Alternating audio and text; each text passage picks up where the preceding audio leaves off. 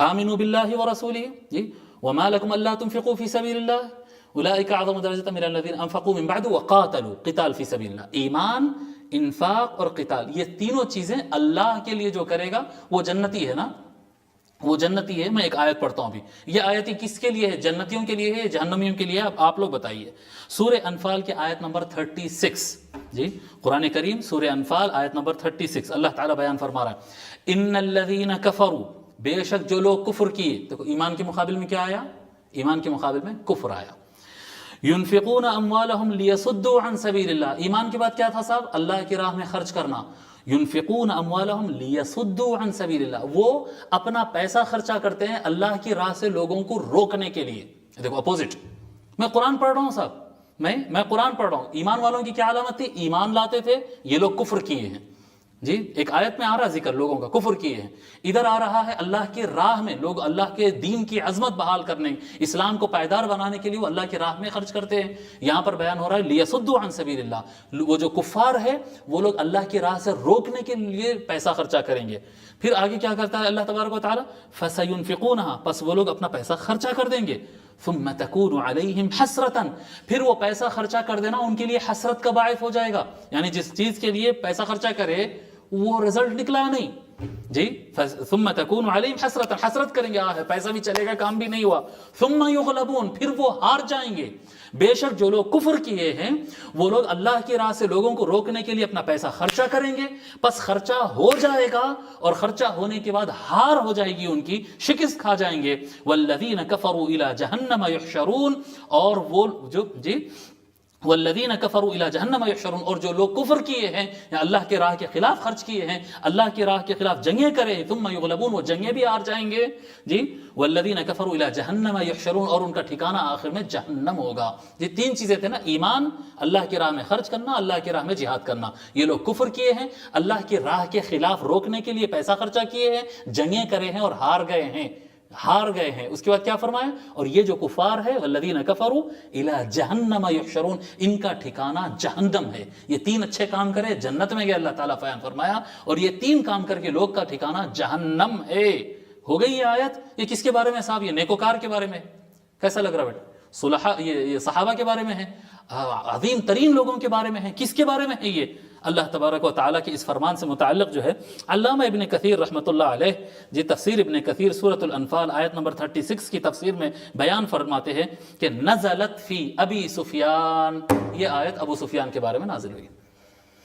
लोग तो बोल रहे हैं हज़रत सैयदना अबू सुफियान रज़ियल्लाहु तआला अन्हु अर्दा, ज़माने का कोई वली उनके दर्जे को नहीं पहुंच सकता, अरे उनके तो घोड़ों के पैरों से जो धूल लगी हुई उसके बराबर भी नहीं हो सकता। अल्लाह ताला यह फरमा रहा, और अइम्मे अहले सुन्नत वल जमाअत, एक नहीं, अभी नामा सुनाऊंगा, अइम्मे अहले सुन्नत, और बिल्कुल सरसरी सुना रहा हूं मैं नाम। अगर मैं थोड़ा ज्यादा टाइम दूंगा इसको तो आपके सामने ढिगार लगा दूंगा तफसीरों की। मैं बिल्कुल सरसरी कम वक्त में जो सामने आ सकता था जी।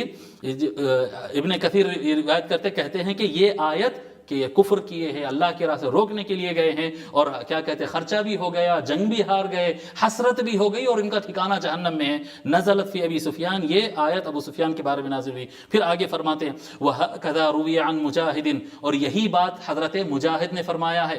अइम्मा अहले सुन्नत, ये कौन से साहब? ताबईन, तबे ताबईन के ज़माने के, सहाबा के बाद के मुफस्सिरीन है ये, उस ज़माने के, पहली सदी, दूसरी सदी, तीसरी सदी के पहले 3 सदियों के मुफस्सिरों के नाम ले रहे हैं हम।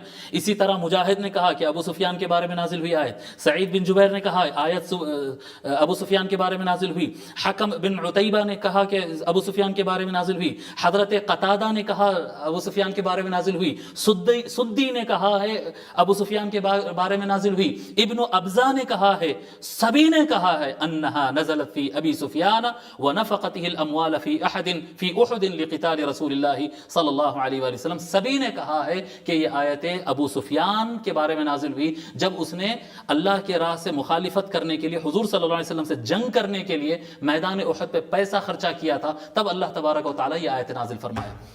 अल्लाह तबारक व तआला फरमाया कि वो लोग कुफ्र किए हैं, इस्लाम के खिलाफ पैसा खर्चा किए हैं, जंग हार गए हैं, और उनका ठिकाना जहन्नम है।